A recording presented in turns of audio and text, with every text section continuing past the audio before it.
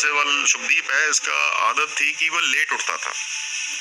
4:30-5 बजे वो घर से निकलता था, एक राउंड लगाता था गाड़ी में, कहीं पे भी शहर में चला गया, मानसा में चला गया, जूस पी लिया, उसका एक पैटर्न था।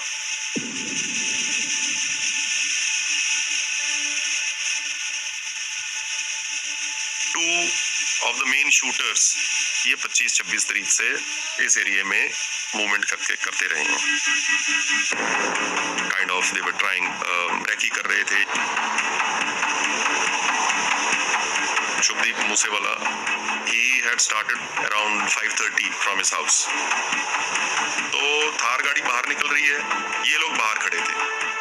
फैंस को जैसे मिल रहे थे तो उन्होंने उसको कोई सेल्फी ले रहा था, कोई कुछ कर रहा था। निक्कू और केकना दोनों वहां पे बाइक लेके खड़े रहे, वेट करते रहे।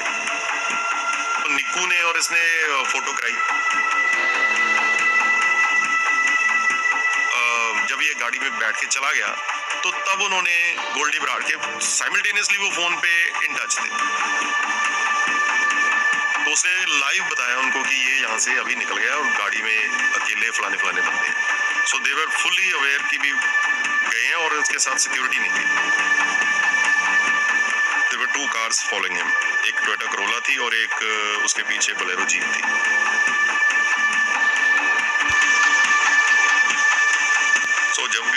जब उस गांव में वो टर्न लिया उन्होंने, तो टोयोटा करोला ने सडनली ओवरटेक करके उसको pushed him to the wall and ये तो उसको स्टॉप करना ही था।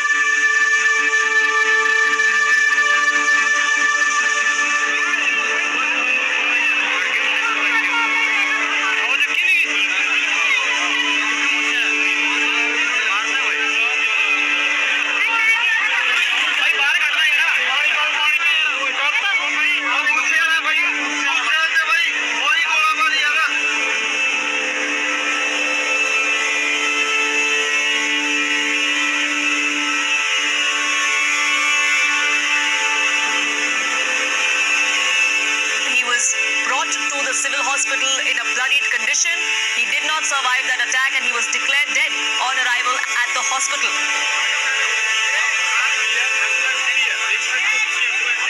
Now more pictures emerging showing the shooters celebrating after having killed a Punjabi singer Sidhu Moosewala.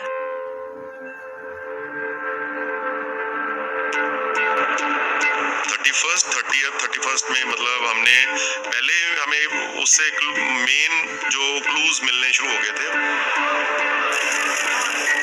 हमने 6 शूटर्स आइडेंटिफाई किए हैं, तो वो सारी चीज़ें भी हम अभी इसको एस्टेब्लिश कर पाए हैं। कैसे उन्होंने घटना को अंजाम दिया, कौन किस गाड़ी में था, किसने पिस्टल फायर करी, किसने AK-47 फायर करी।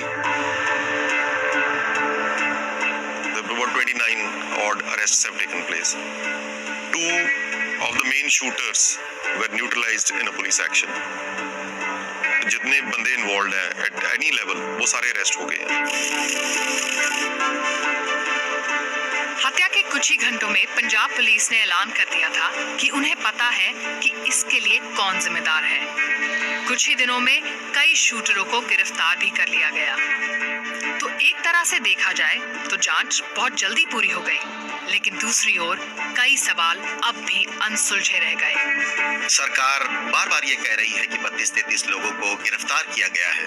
हम उनसे पूछना चाहते हैं कि सबसे पहले तो ये बताओ कि हत्या हुई क्यों, हत्या के पीछे क्या मकसद था, हत्या का फरमान किसने जारी किया था, शूटर्स किसके इशारे पर काम कर रहे थे। Canada-based gangster Goldie Brar admitting that he is the one who ordered the hit on Sidhu Moosewala. मारने का जिन्हें ठेका दिया गया था वो जेल में है, लेकिन जिसके ऑर्डर पर गोलियां चली वो विदेश में है।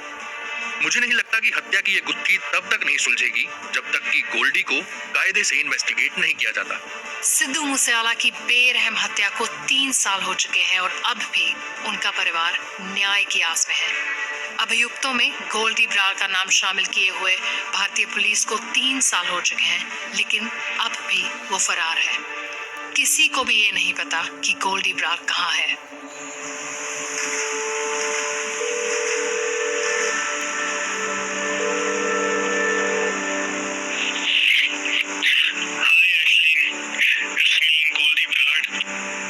करीब 1 साल से मुझे तुम्हारे मैसेज मिल रहा है। तुम सिद्धू के मामले के बारे में पूछ रही हो ना?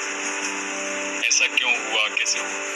ओके, इस बारे में मुझे जो पता है कुछ तो मैं बताता हूँ। अपने एरोगेंस में उसने कुछ मिस्टेक की थी जिसके लिए उसे माफ नहीं किया जा सकता था। या तो वो रहता या हम रहते। सीधी सी बात है।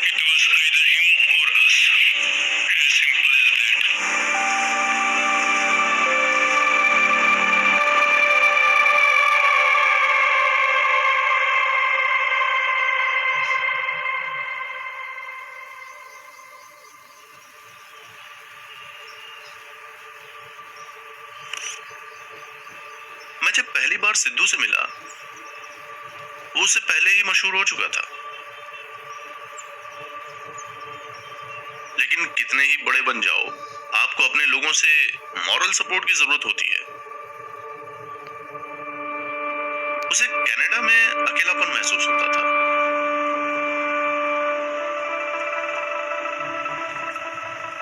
उसने कहा कि मैंने बाहर रह लिया और यहाँ की जिंदगी भी देख ली। मैं जहां भी जाता हूं, लोग मेरा हिस्सा मानते हैं। लेकिन तुम्हारे गांव के लोग तुम्हारे साथ जुड़े रहेंगे। सबको पता था कि सिद्धू को किस बात का डर था। उसे हर तरफ से धमकियां मिल रही थी। मेरे ख्याल में सिद्धू को लगा कि उसका गांव इस दुनिया में उसके लिए सबसे महफूज जगह है, कनाडा से भी ज्यादा महफूज। क्योंकि जहां आपका परिवार होता है, वहां आप सबसे अधिक सुरक्षित महसूस करते हैं।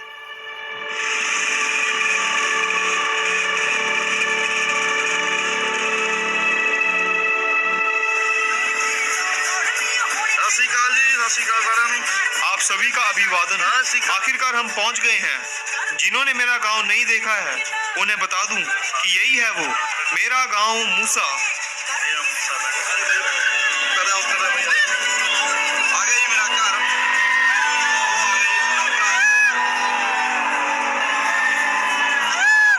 बहुत है लगे भाई। सरपंच वाला को करदा सरपंच भी सिरा और भाई और अभी चल रही है। अरे क्या तुम ब्लॉग बना रहे हो? तुम्हें लगता है ये चलेगा?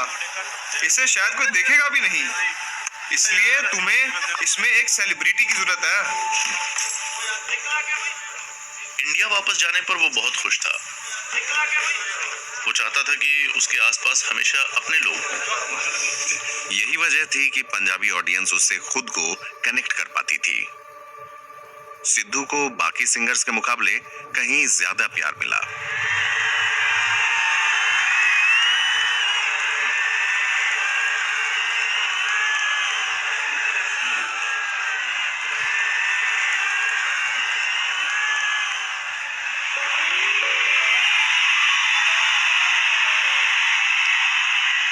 सिद्धू मूसेवाला जब इंडिया वापस चले गए, मैंने सोचा कि ये बंदा कर क्या रहा है। वो अपनी जगह बना रहा था, लेकिन मुझे ये समझ नहीं आया कि भारत में पंजाबियों को ऐसे किसी बंदे का बड़ी शिद्दत से इंतजार है जो अपने वतन लौटकर खेल को ही बदल कर रख दे।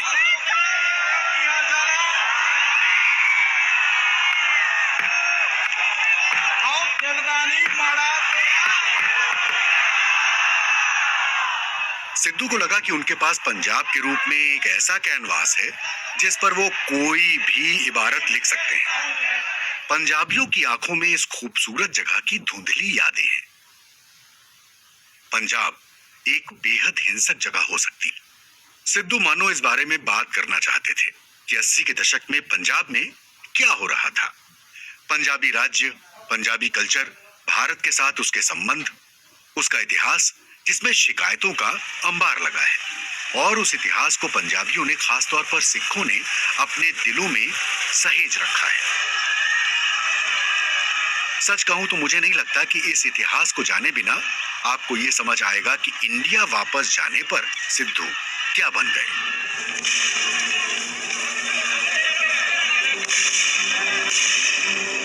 Fresh violence today erupted in the North Indian state of Punjab And it's just the latest in the series of religious clashes which have disrupted the Punjab for nearly 2 years and provided central government with one of its greatest domestic problems, the Sikhs' campaign for greater autonomy. Their demands include a redrawing of state boundaries to incorporate more Sikhs, a bigger share of the waters serving Rajasthan and the Punjab, and the city of Chandigarh as their capital. As the Prime Minister refuses to negotiate, the campaign has become more bloody and the demands more extreme. 1970 का वो दौर है जब Punjab federal issues के लिए पंजाब ने एक लड़ाई लड़ने का निर्णय लिया। उन्होंने बहुत सारे मोर्चे भी लगाए।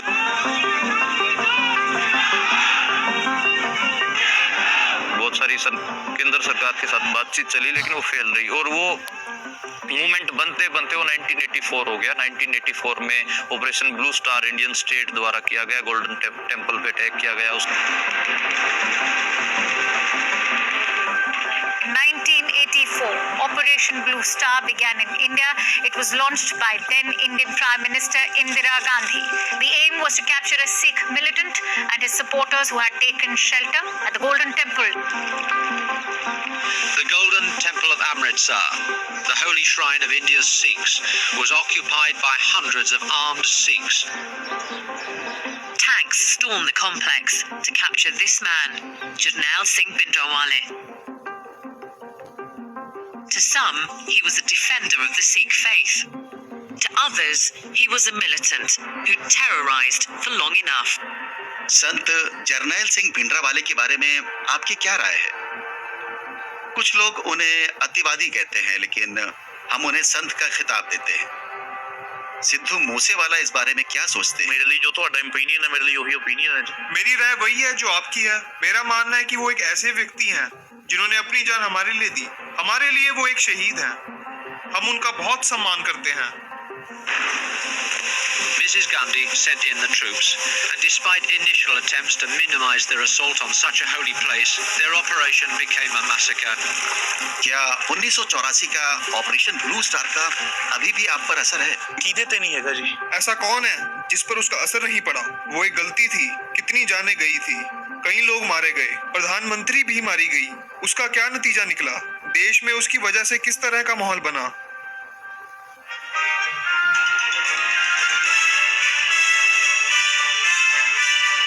Indira Gandhi, ruler of the world's largest democracy, died today, shot down by 2 of her own bodyguards. They were Sikhs taking revenge for the invasion of their temple in June. And tonight mobs of Hindus have been attacking Sikhs in cities throughout the subcontinent. 1984 का जो blue star operation हुआ, उससे एक नया movement चला और उसके बाद राइट टू सेल्फ डिटरमिनेशन की लड़ाई तेज हुई। मिलिटेंसी का दौर रहा। पंजाब में ह्यूमन राइट्स की वायलेशन हुई, कैसे नौजवानों की किलिंग्स हुई, इलीगल एनकाउंटर्स हुए।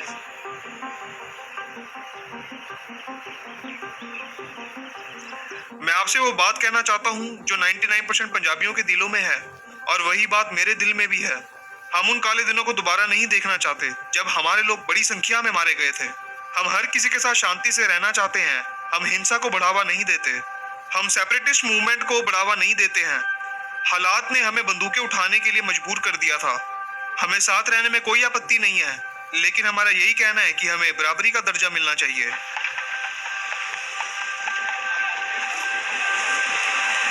सिद्धू में बदलाव आ रहे थे।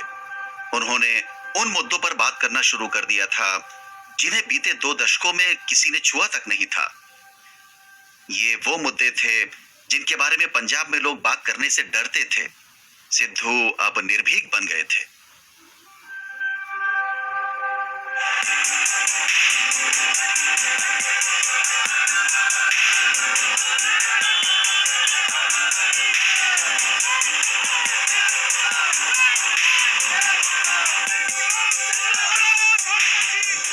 सिद्धू के कनाडा से लौटने के बाद खेती किसानी का सियासत से टकराव हो रहा था। Police in the Indian capital Delhi have clashed with protesting farmers after tens of thousands converged on the city to express anger over agricultural reforms. Shubhdeep के लिए खेती किसानी उनके जीवन में सबसे महत्वपूर्ण चीज थी। वो अक्सर गर्व के साथ खुद को किसान का बेटा कहते थे। वो अपने गांव में रह रहे थे, वो खेतों में घूम रहे थे,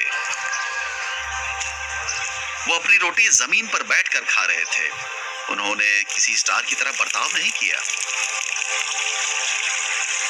सब तो बड़ा बिल बोरे विजय थे।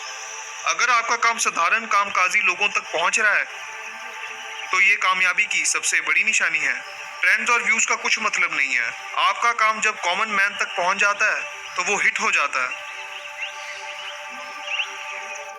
सिद्धू से मेरी मुलाकात फार्मर प्रोटेस्ट के दौरान ही हुई। उन्होंने मानसा में एक ट्रैक्टर रैली निकाली थी, तो उसको कवर करने भी हम लोग गए थे।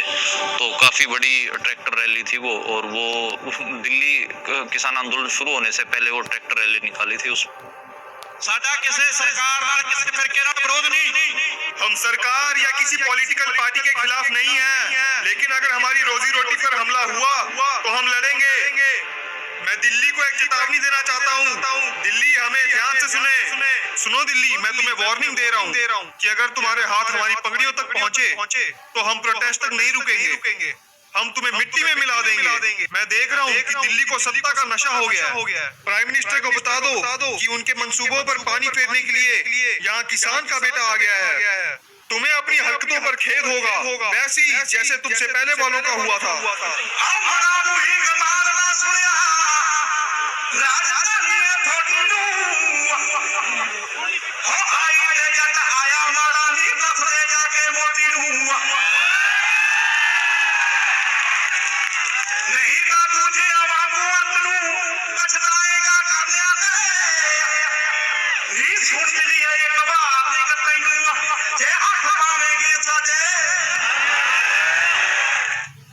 सिद्धू मूसेवाला के राइटिंग्स में 2020 का जो किसान आंदोलन था उसके बाद बहुत बड़ा चेंज आया। पंजाब गाना उन्होंने फार्मर प्रोटेस्ट के दौरान लिखा। नौजवान अक्सर उस गाने को ट्रैक्टरों पे लगा के घूमते थे, प्रोटेस्ट के अंदर भी और पंजाब हरियाणा में भी ट्रैक्टरों पे वो गाना खूब बजता था। मैं रिकॉर्ड करना, मैं कहना गाना गुना लिखा तो मैं चलो मैं दो के शब्द लिखे कहता हो संतां दे हत्थां विच फड़िया तीर ते वर्गा नी हो जना खड़ा ही तपलू जो कश्मीर ते वर्गा नी हो गल कर सवारिया मर्दां दा जनाब कहंदे आ कह के बदले लैंदा इनू पंजाब कहंदे आ आओ दिल्ली भी तप लैंदा इनू पंजाब कहंदे आ।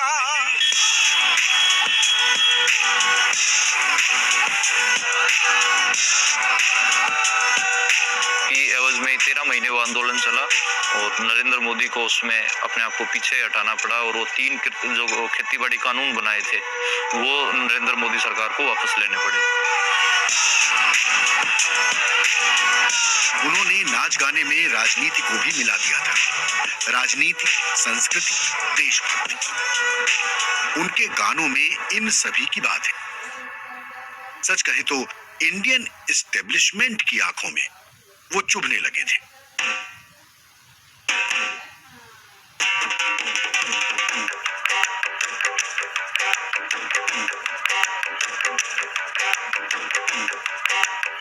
सिद्धू मूसेवाला बेहद पावरफुल हो रहे थे, लेकिन उनके दुश्मन बनने भी शुरू हो रहे थे, और एक जगह जहां उनके दुश्मन बने वो था कबड्डी का मैच।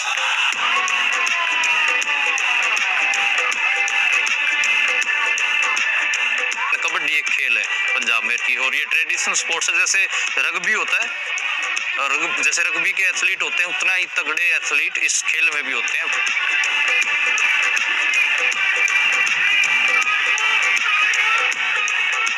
कबड्डी में मैच फिक्सिंग बहुत होती है। फिक्सिंग को गैंगस्टर्स कंट्रोल करते हैं। सट्टेबाजी और मैच फिक्सिंग का उनका अपना सिस्टम है। ये इंटरनेशनल लेवल पर होता है, इसीलिए इसमें गैंगस्टर्स शामिल होते हैं।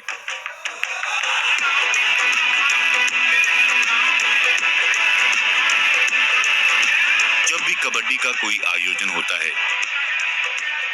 वहां किसी मशहूर सिंगर का कॉन्सर्ट भी होता है। ये सारा इंतजाम अक्सर गैंगस्टर्स ही करते हैं। उन्हें बस एक म्यूजिक आर्टिस्ट को, एक सिंगर को ऑर्डर देना होता है कि वहां जाओ और परफॉर्म करो। ਹਾਂਜੀ ਸਤਿ ਸ਼੍ਰੀ ਅਕਾਲ ਜੀ ਸਾਰਿਆਂ ਨੂੰ। ਮੈਂ ਤੁਹਾਡਾ ਆਪਣਾ ਸਿੱਧੂ ਮੂਸੇਵਾਲਾ ਤੇ ਇੱਕ ਇੰਪੋਰਟੈਂਟ ਸੂਚਨਾ ਸੀਗੀ ਜੀ, ਆਪਣਾ ਭਰਾ ਮਨਦੀਪ ਢਾਲੀਵਾਲ ਤੇ ਟੂਰਨਾਮੈਂਟ ਕਰਵਾ ਰਿਹਾ ਬਾਈ ਫਿਰੋਜ਼ਪੁਰ ਪਿੰਡ 'ਚ ਨੀਅਰ ਚੰਡੀਗੜ੍ਹ ਤੇ 8 ਮਾਰਚ ਨੂੰ ਜੀ। ਤੇ ਸਾਰਿਆਂ ਨੇ ਉੱਥੇ ਮੇਰੇ ਵੀਰਾਂ ਨੇ ਪਹੁੰਚਣਾ ਤੇ ਸਾਰੇ ਪਹੁੰਚੋ ਜੀ 8 ਤਰੀਕ ਨੂੰ ਉੱਥੇ। ਸਤਿ ਸ਼੍ਰੀ ਅਕਾਲ। मनदीप धालीवाल, जिनके बारे में सिद्धू मूसेवाला उस वीडियो में बात कर रहे हैं, माना जाता है कि वो बम्बीहा गैंग के मेंबर है। अब ये पंजाब में स्थित एक और कुख्यात गैंग है। इस गैंग के मेंबर स्टूडेंट पॉलिटिक्स से, यानी कि राजनीति, छात्र राजनीति से आते हैं, लेकिन अब वो अपनी आजीविकता एक्सटॉर्शन से, नशे की तस्करी से और संगठित अपराध से चलाते हैं। मनदीप धालीवाल के साथ सिद्धू की दोस्ती में दिक्कत क्या थी?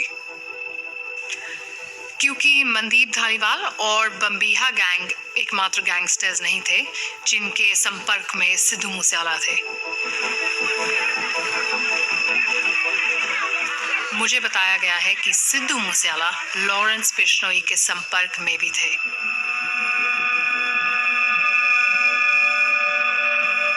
और मुझे ये इसलिए पता है क्योंकि मैं गोल्डी ब्रार से बात कर पाई और हम दोनों ने एक दूसरे को वॉइस नोट्स भेजने शुरू किए।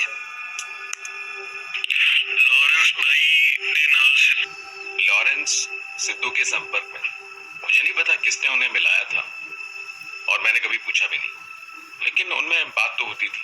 सिद्धू लॉरेंस बिश्नोई को अक्सर गुड मॉर्निंग और गुड नाइट जैसे मैसेज भेजते थे। आपको कैसे पता चला कि वो गोल्डी ब्रार ही थे? सबसे पहले मुझे ये नंबर एक ऐसे सूत्र से मिला जो गोल्डी को बहुत समय से जानते हैं, इस हत्याकांड से बहुत पहले से। फिर मैंने गोल्डी की आवाज़ को उनके द्वारा किए गए कुछ पिछले इंटरव्यू से मैच किया और आवाज़ मिलती थी। गोल्डी ने मुझे कुछ तस्वीरें भेजी अपनी और इस केस से जुड़े कुछ प्रमुख लोगों की तस्वीरें जो कभी भी पब्लिक नहीं की गई हैं। हम निश्चित तौर से तो नहीं कह सकते, लेकिन मेरी गोल्डी से जितनी भी बात हुई उससे एक चीज साफ थी कि वो इस केस को अच्छी तरह से जानते हैं, इस केस से जुड़े तथ्य को अच्छी तरह से समझते हैं और इस पूरी कहानी से वाकिफ है। क्या आप बता सकते हैं कि सिद्धू ने इन लोगों से पहली बार कब संपर्क किया था? सिद्धू ने कहा लॉरेंस बिश्नोई ने मुझे फोन किया था। लॉरेंस ने उन्हें जेल से फोन किया था। उन्होंने कहा कि लॉरेंस को उनका म्यूजिक वाकई पसंद है और कहा कि सिद्धू वाकई बहुत अच्छा कर रहे हो। क्या आपको याद है ये बातचीत कब हुई थी? ये सिद्धू के भारत वापस जाने से पहले साल 2017 या 2018 की बात थी। तो अब तक हमें ये पता चला है कि सिद्धू मूसेवाला अपने करियर की शुरुआत से, जब वो कनाडा गए थे, तब से लॉरेंस बिश्नोई के संपर्क में थे। जब वो भारत लौटे तब उन्होंने लॉरेंस बिश्नोई के विरोधी बम्बीहा गैंग से दोस्ताना संबंध बनाए।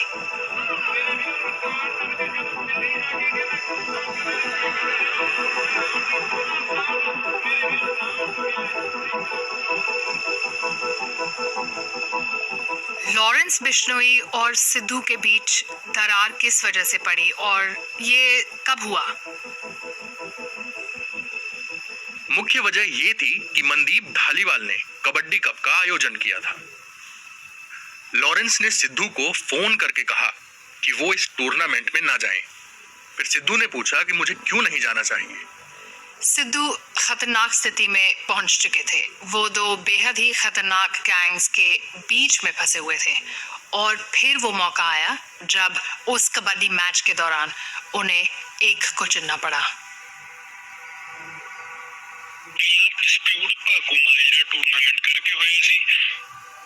पहला विवाद था भागो माजरा में कबड्डी गेम को लेकर। वो गांव हमारे विरोधियों का था। सिद्धू हमारे विरोधियों को प्रमोट कर रहे थे। इससे लॉरेंस और अन्य लोग सिद्धू से नाराज हो गए थे। उन्होंने सिद्धू को धमकाया और कहा कि वो उन्हें छोड़ेंगे नहीं। अपने अहंकार में सिद्धू कुछ गलतियां कर गए जिन्हें माफ नहीं किया जा सकता था।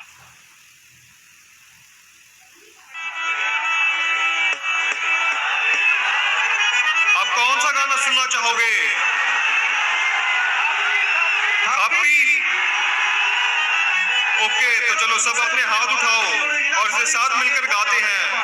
क्या आप तैयार हैं? चलो इसे गाते हैं।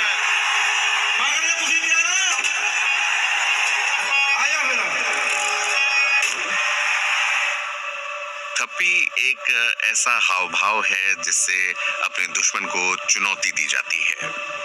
पारंपरिक तरीके से कबड्डी खेलने के दौरान खिलाड़ी अपनी विरोधी टीम को थप्पी के जरिए चुनौती देते हैं। खुद को दबंग दिखाने के लिए थाइस पर जोर से हाथ मारा जाता है, जिसे ताल ठोकना कहते हैं। ऐसा करके मानो ये कहा जाता है कि हम पंजाबी हैं, हम ताकतवर हैं, हमें अपने पर भरोसा है, हमसे पंगा मत लेना। सिद्धू वापस आते हैं और एक बार फिर नियमों को तोड़ते हुए उन्हीं हाव भाव के साथ खुद को म्यूजिकल गैंगस्टर की तरह दिखाते हैं। जिसे मुझसे दिक्कत है या जो मुझसे होशियारी करना चाहता है, इसे देख लो।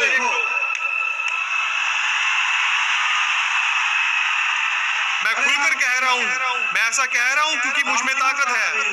आप सभी मेरे साथ हैं, इसलिए मैं ऐसा कह सकता हूँ। मुझे ऐसा लगता है कि सिद्धू पावर की ओर खींचे चले गए। पावर, हथियार, ताकत। वो ताकतवर व्यक्ति बनना चाहते थे, एक ताकतवर आदमी जिससे आप कोई पंगा नहीं लेंगे। जब कोई सिंगर पावरफुल हो जाता है तो उसे जो चाहिए मिल सकता है।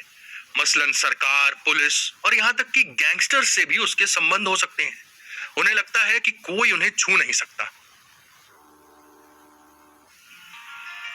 ਜਦੋਂ ਕਿਸੇ साले तो कुछ लिया नहीं और सब खुद बनाया, तो मुझे किसी के आगे क्यों झुकना चाहिए? मैं तो नहीं झुकूंगा। आप झुकेंगे क्या?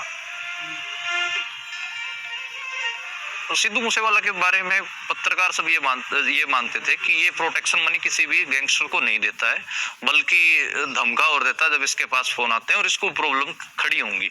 मैं किसी से नहीं डरता, कोई फर्क नहीं पड़ता वो कितना ताकतवर हो। बाकी लोग शायद डर जाएंगे, लेकिन मैं नहीं डरता।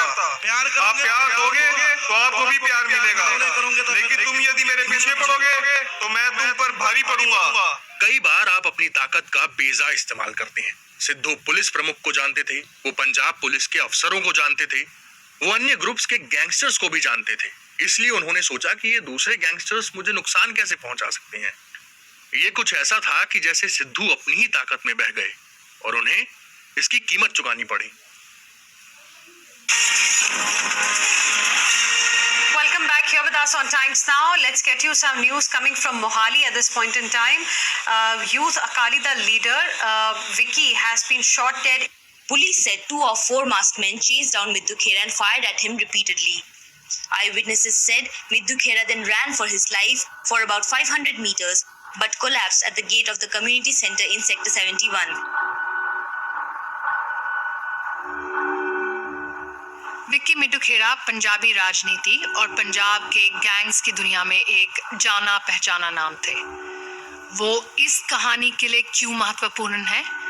इसलिए क्योंकि वो लॉरेंस बिश्नोई और गोल्डी ब्रार दोनों के करीबी दोस्त थे। दोनों विक्की को एक मेंटोर की तरह मानते थे, अपने बड़े भाई की तरह। एक कथित फेसबुक पोस्ट के जरिए देवेंद्र बम्बिहा गैंग ने इस हत्या की जिम्मेदारी ली है।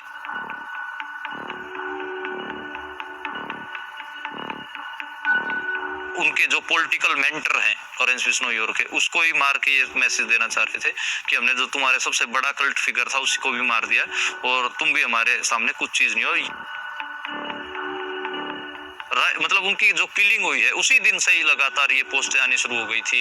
लगातार ये बोला जाने लग गया था कि हम अपने भाई की मौत का बदला जरूर लेंगे।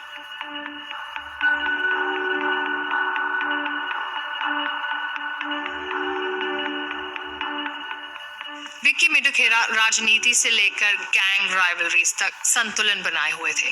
उन्हें अक्सर एक मीडिएटर के तौर पर या फिर शांति बहाल करने वाला और समस्या का समाधान करने वाला के तौर पर उन्हें देखा जाता था। जब कुछ प्रॉब्लम खड़ी होती थी या फिर लोगों का गैंग्स के साथ विवाद होता था या गैंग्स का आपस में विवाद होता था, लोग विक्की की ओर देखते थे। ऐसा माना जाता था कि विक्की झगड़े सुलझा सकते थे। और जब लॉरेंस बिश्नोई और सिद्धू मूसेवाला के बीच चीजें खराब हुई उस कबड्डी मैच को लेकर, तो विक्की ने ही उसे सुलझाया था। मुझे लगता है कि वो उनके बीच सुलह कराने की कोशिश कर रहे थे। वो दोनों पक्षों को ठंडा करने की कोशिश कर रहे थे।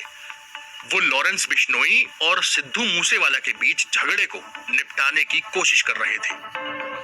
विक्की उस लाइन की तरह थे जो हर बुरी चीज को दूर रखती थी। विक्की की मौत के बाद मेरे दिमाग में पहली बात यही आई कि वो लाइन अब वहां नहीं है। अब सब जंगल जैसा है।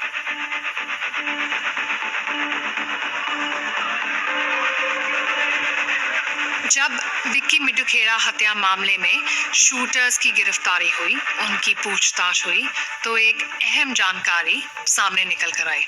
चार्जशीट पर सिद्धू मूसेवाला के करीबी दोस्त और समय समय पर रहे उनके मैनेजर शगनप्रीत का नाम उस चार्जशीट में आया।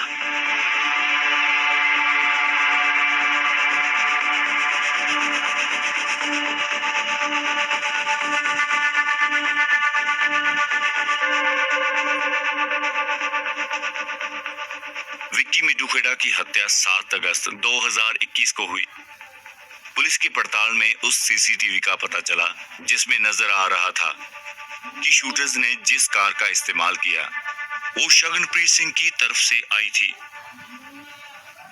7 अगस्त 2021 को जब विक्की मिडुखेड़ा की हत्या हुई तब शूटर्स के ठहरने का इंतजाम शगनप्रीत ने किया था। हमें अभी तक पक्के तौर पर नहीं पता कि क्या उसे ये मालूम था कि ये शूटर्स विक्की को मारने वाले हैं। ऑस्ट्रेलिया भी चला गया। He fled the country. Shaganpreet Australia भाग गया, जहां से वापस नहीं आया। उसे ऑस्ट्रेलिया से वापस लाने की कवायद जारी है, लेकिन इसमें बहुत वक्त लगता है। शगनप्रीत सिंह इस बड़े हत्याकांड के अभियुक्त थे, लेकिन उनका कोई अता पता नहीं था। फिर अफवाहों और साजिशों का दौर शुरू होने लगा, और उनमें से एक अफवाह ये थी कि हो सकता है शायद सिद्धू मूसेवाला इस हत्या में शामिल थे। पर एक गल हैगी है भी जे ਅਸੀਂ सच्चे हाँ तो ਅਸੀਂ बैठे हैं भाई। जिस दिन भी वो मुझसे पूछताछ करना चाहेंगे मैं हाजिर हो जाऊंगा। मैं भागने वालों में से नहीं हूँ। अगर मैंने कुछ गलत किया है तो उसका सबूत लाओ। अगर मेरी गलती हुई तो मैं हर सजा भुगतने के लिए तैयार हूँ। सिद्धू ने विक्की मिडुखेड़ा के हत्या में किसी भी प्रकार से शामिल होने से हमेशा इनकार किया है, लेकिन उनकी दोस्ती शगनप्रीत सिंह से थी। उनकी दोस्ती कथित गैंगस्टर मनदीप धालीवाल से भी थी। यहाँ तक कि सिद्धू के कुछ करीबी लोगों ने मुझे ये बताया कि उनकी ये दोस्ती खतरनाक साबित हुई। साल 2020-21 में शगनप्रीत और मनदीप धालीवाल ने सिद्धू के साथ काफी समय बिताया था। अपने आखिरी दिनों में सिद्धू लगातार मिल रही धमकियों की वजह से बहुत परेशान थे। उन्हें अचानक एहसास हुआ कि इन लोगों के साथ संबंध उनके लिए गंभीर समस्या बन गई है। वो ना आगे जा पा रहे थे ना पीछे।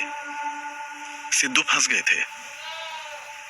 अब सिद्धू उनके फोन कॉल्स का जवाब नहीं दे रहे थे, उनसे बात करना बंद कर दिया था, और आखिर सिद्धू ने उनका साथ भी छोड़ दिया। तब तक ऐसी राय बन चुकी थी कि सिद्धू बम्बीहा गैंग का समर्थन करते हैं, और ये बात भी कि गैंगस्टर्स उनके ठिकाने पर रुकते हैं, और इसी वजह से सिद्धू की हत्या हुई। इस बात का कोई सबूत नहीं है कि विक्की मिडुखेड़ा की हत्या में सिद्धू मूसेवाला शामिल थे, लेकिन सिद्धू कभी भी इस धारणा को तोड़ नहीं पाए कि वो शामिल नहीं थे या फिर उनका संबंध बम्बीहा गैंग के साथ नहीं था। अब ये धारणाएं सही थी या नहीं, इससे फर्क नहीं पड़ता। फर्क इस बात से पड़ता है कि सिद्धू के हत्यारे क्या मानते थे, और गोल्डी ब्रार निश्चित तौर से ये मानते थे कि सिद्धू विक्की की हत्या में शामिल थे। सबनु पता सी, सारी पुलिस नु पता सी। सिद्धू की भूमिका सबको पता थी। पुलिस जो पड़ताल कर रही थी उसे भी पता था। यहाँ तक कि विक्की के केस को खंगाल रहे पत्रकारों को भी इस बारे में पता था। सिद्धू सत्ता और राजनीति में बैठे लोगों से घुल मिल गए थे। सिद्धू अपनी राजनीतिक ताकत, पैसों और तमाम संसाधनों का इस्तेमाल हमारे विरोधियों की मदद करने के लिए कर रहे थे, जिन्होंने हमारे भाई को मारा था। हम चाहते थे कि उन्हें अपने किए की सजा मिले। उन्हें गिरफ्तार किया जाना चाहिए था, उन्हें तो जेल में होना चाहिए था, लेकिन किसी ने हमारी बात नहीं सुनी। फिर हमने अपना रास्ता निकाला। सीधी बात पर किसी के कान पर जूं तक नहीं रेंग रही थी। फिर तो बंदूक की गोली ही थी जो सबको सुनाई देती है। गोल्डी ब्रार ने पहले भी इस पर बात की है, लेकिन मुझे नहीं लगता कि उन्होंने इतना खुलकर कभी बोला है। जो कहानी गोल्डी ने मुझे बताई वो वही कहानी है जो उन्होंने पहले भी बताई है कि सिद्धू मूसेवाला विक्की मिड्डू खेड़ा की हत्या में शामिल थे और सिद्धू की हत्या से विक्की की हत्या का बदला लिया गया, यानी कि गैंगलैंड जस्टिस।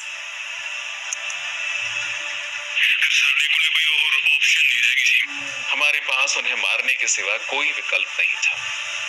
उन्हें अपने किए का अंजाम तो भुगतना ही था। या तो वो रहते या हम। सीधी सी बात है।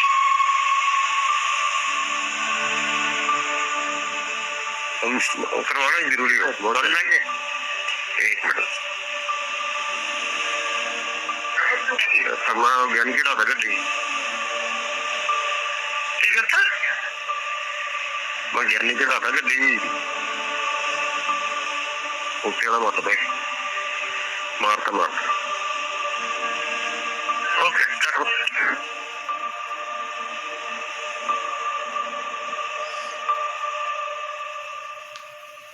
5:30 या 6 बजे के आसपास मेरी पत्नी ने मुझसे कहा, किसी ने हमारे सिद्धू को मार दिया है। मैंने कहा, ये तुम क्या कह रही हो? ये जरूर फेक न्यूज होगी। 5 घंटे पहले ही मैंने उससे बात की थी। फिर उसने मुझे तस्वीरें दिखाई। सिद्धू के केश खुले हुए थे। मैं ये सब नहीं देख पाया। सोना तो दूर की बात, मैं अंदर से एकदम टूट गया था। फिर मुझे दोस्तों के फोन आने लगे कि ये सब कैसे हुआ। शुरुआती 3-4 महीनों तक हम सदमे में रहे।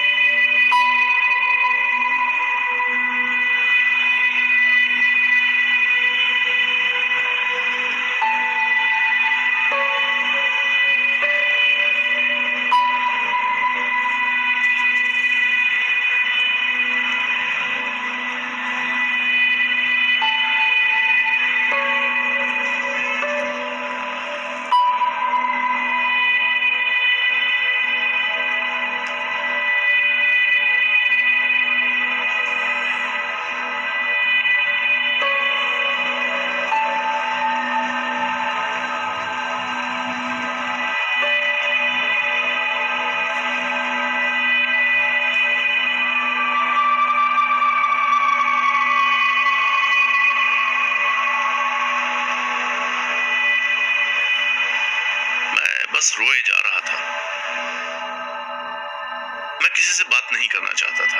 मैं नहीं चाहता था कि कोई मुझे रोता हुआ देखे। क्यों? आदमी को तो मजबूत होना चाहिए ना, वो रो कैसे सकते हैं?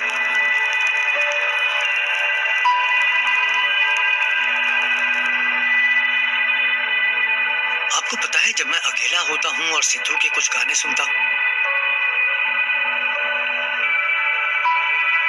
उनके कुछ गाने मैं खुलेआम नहीं सुन सकता,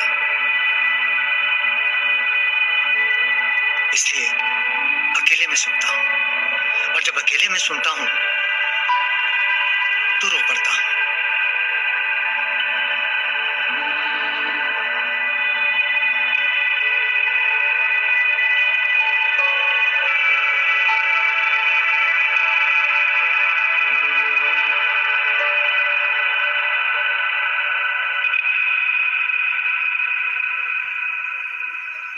गैंग टाइम्स ने हमेशा ये दावा किया है कि ये पूरा मामला सम्मान का था, कि ये उनके भाइयों के लिए न्याय का मामला था।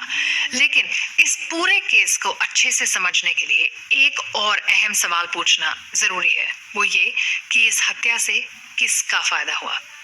सिद्धू की हत्या से पहले बहुत सारे लोगों को लॉरेंस बिश्नोई या गोल्डी ब्रार के बारे में पता ही नहीं था, उन्होंने कभी नाम भी नहीं सुना था।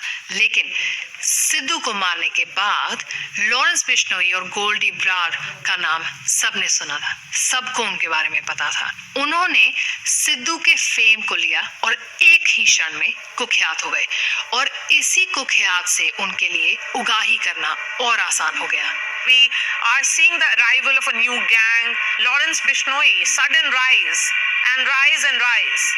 मनसा में सिद्धू मूसेवाला की हत्या की जिम्मेदारी भी लॉरेंस गैंग ने ही ली। साथ ही साथ सलमान खान के घर की फायरिंग में भी लॉरेंस गैंग का ही नाम आता है।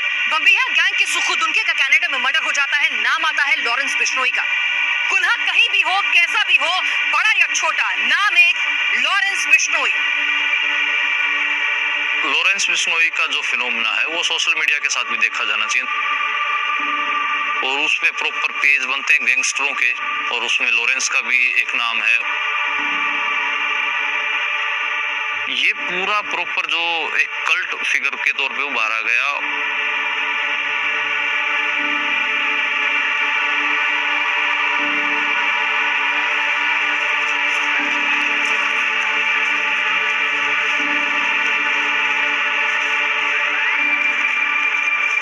सिद्धू की मौत के बाद पंजाब कितना बदल गया है। मुझे लगता है कि इसका जबरदस्त असर हुआ है। ये एक झटका है। पंजाब में बीते कुछ दशकों में हुई हत्याओं में ये सबसे बड़ा हत्याकांड है। गैंगस्टर्स अब और भी ज्यादा जबरन वसूली करने लगे। गोल्डी बरार भी इसमें पीछे नहीं है। वो जबरन वसूली के लिए फोन कर रहे हैं। कई मामले सामने आए हैं, कुछ पीड़ित भी सामने आए हैं। सिद्धू मूसेवाला को मारने के बाद उसे बड़ी मोटी रकम मिल रही है। पब्लिक में गैंगस्टर्स को लेकर डर बढ़ गया है। सिद्धू मूसेवाला की हत्या के बाद सिर्फ म्यूजिक और फिल्म इंडस्ट्री के लोगों से ही जबरन वसूली नहीं हो रही है, लोकल बिजनेसमैन को भी अब एक्सटॉर्शन कॉल्स आने लगे हैं। दिन हो या रात, हम तुम्हारे घर पर अंधाधुंध गोलियां चलाएंगे। तुम्हें $60,000 देने होंगे। अपना घर बेचो, अपनी किडनी बेचो, मुझे कोई मतलब नहीं। मुझे पता है तुम्हारे पास मनी है। ज्यादा होशियार बनने की कोशिश मत करना, वरना तुम्हें इसकी भारी कीमत चुकानी होगी, समझे? ये धमकी कथित तौर पर गोल्डी ब्रार की है। नाम बड़ा होने का मतलब है आपका आतंक भी बढ़ता है। मसलन गोल्डी बरार ने कहा कि सिद्धू की हत्या उसने करवाई है। उसके बाद गोल्डी बरार ने पंजाब से करोड़ों रुपए बनाए होंगे।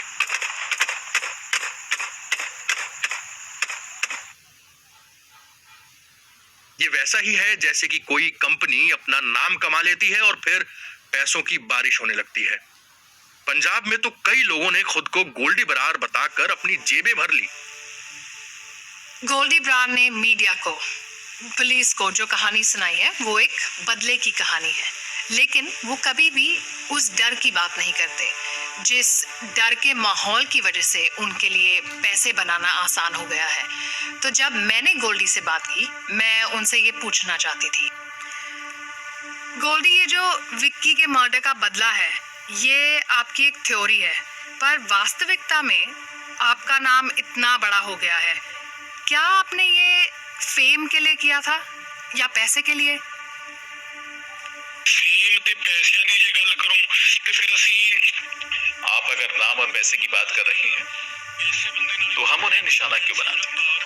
हम किसी ऐसे बंदे को निशाना बनाएंगे जिसकी बढ़िया कनेक्शंस हैं और जो पावरफुल है। हम किसी भी रईस और मशहूर बंदे को निशाना बना सकते थे, वो हमारे लिए आसान रास्ता होता। लेकिन सिद्धू तो गैंगस्टर नहीं थे, आप उनके पीछे क्यों नहीं पड़े जो वाकई में किलर्स हैं? मेरे सामने मुझे लगता है कि आपने होमवर्क ठीक से नहीं किया। आपने मुझसे पूछा कि हमने बाकियों को क्यों छोड़ा। ऐसा नहीं है कि हमने उनसे समझौता कर लिया है या उन्हें माफ कर दिया। उन सभी ने फोन पर माफी मांगी और अपनी जान की भीख मांगी, लेकिन हमने किसी को माफ नहीं किया है और हम कभी माफ नहीं करेंगे। या तो हम रहेंगे या वो रहेंगे। वो दुनिया में कहीं भी छिप सकते हैं, लेकिन हमें भी मौका मिलेगा। आप बदला लेने की बात करते रहते हैं, लेकिन एपी ढिल्लों के घर पर भी गोलियां चली। वहां आपका इरादा क्या था? बिश्नोई गैंग का अगर कहे कि कोई मोटिव है तो वो ये है कि पंजाबी म्यूजिक इंडस्ट्री पर दबदबा बनाना।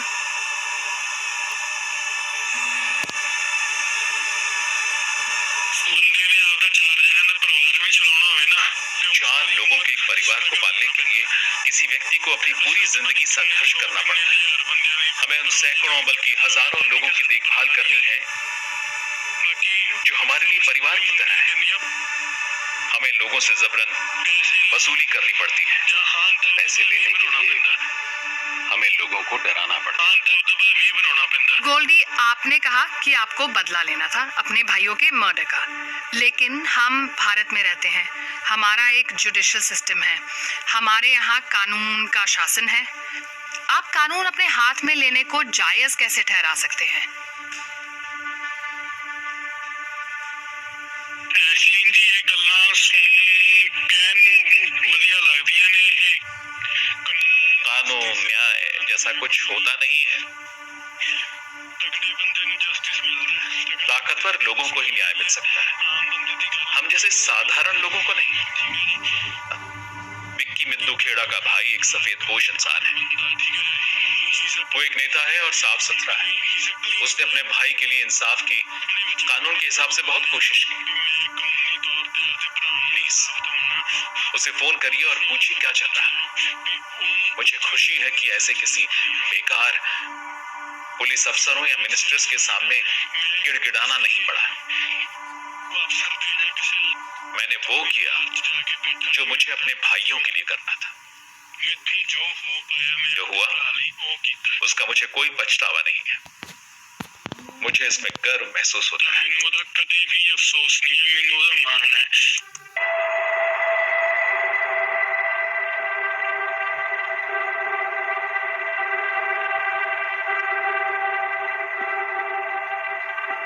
अगर आप सिद्धू की लाइफ देखें तो ऐसा लगता है कि उन्होंने 50 साल को 5 साल में समेट दिया। उन्होंने 2 फिल्में शूट की, उन्होंने 3 एल्बम और एक ईपी निकाला, 30-35 गाने लीक भी हुए। क्या आपने कभी किसी को इतनी तेजी से जीते हुए देखा है?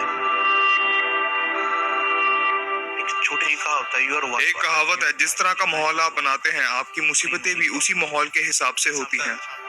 कई बार कुछ लोग पैदाइशी विद्रोही होते हैं। मेरा मानना है कि अगर आप विद्रोही हैं तो ये दुनिया आपको जीने नहीं देगी और एक दिन आखिरकार वो उन्हें मार देंगे। उन्होंने अपने गानों में भी यही कहा है। लफ्सिक गाने में उन्होंने अपने यथार्थ के बारे में बात की है। उन्हें पता था कि क्या होगा और ये भी पता था कि उसके बाद क्या होगा। उस गाने में वो बिल्कुल सही थे जब वो कहते हैं, मशहूर होने के लिए लोग मुझे मार देंगे। जिन्होंने उन्हें मारने का दावा किया, देखिए उनका नाम कितना बड़ा हो गया। उन्होंने कहा था कि भगवान ने मुझे सब कुछ दिया और आशा करता हूँ कि इसका ये मतलब नहीं कि मेरा अंत निकट है। उन्होंने मुझसे कई बार कहा भी था, मुझे डर लगता है, मुझे इतनी कम उम्र में सब कुछ मिल गया। मैं आशा करता हूँ ऐसा इसलिए नहीं कि कुछ बचा नहीं है। मुझे नहीं पता कि क्यों, लेकिन सिद्धू को ऐसा महसूस होता था।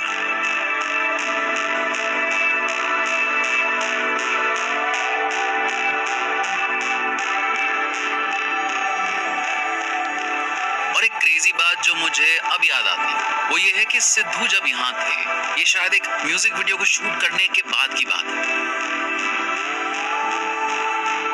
उन्होंने अचानक यूं ही मुझसे कहा था, मैं जब मरूंगा गोलियों से मरूंगा। इस पर मैंने कहा कि ये क्या बात कर रहे हो, ऐसा क्यों कह रहे हो, आखिर माजरा क्या है। और सिद्धू जैसे कह रहे थे, ब्रो मेरा यकीन करो मैं जानता हूं। सिद्धू का नाम, सिद्धू की कामयाबी निश्चित तौर पर उन बड़े कारणों में से एक थी जिसकी वजह से उन्होंने अपने दुश्मन बनाए। उन्हें सिद्धू से जलन होती थी। वो उसे हासिल करना चाहते थे जो सिद्धू के पास था। वो सिद्धू बनना चाहते थे। उन्हें लगता है कि सिद्धू को मारकर उन्होंने उसकी हस्ती को मिटा दिया है, लेकिन उन्होंने तो सिद्धू को अमर बना दिया।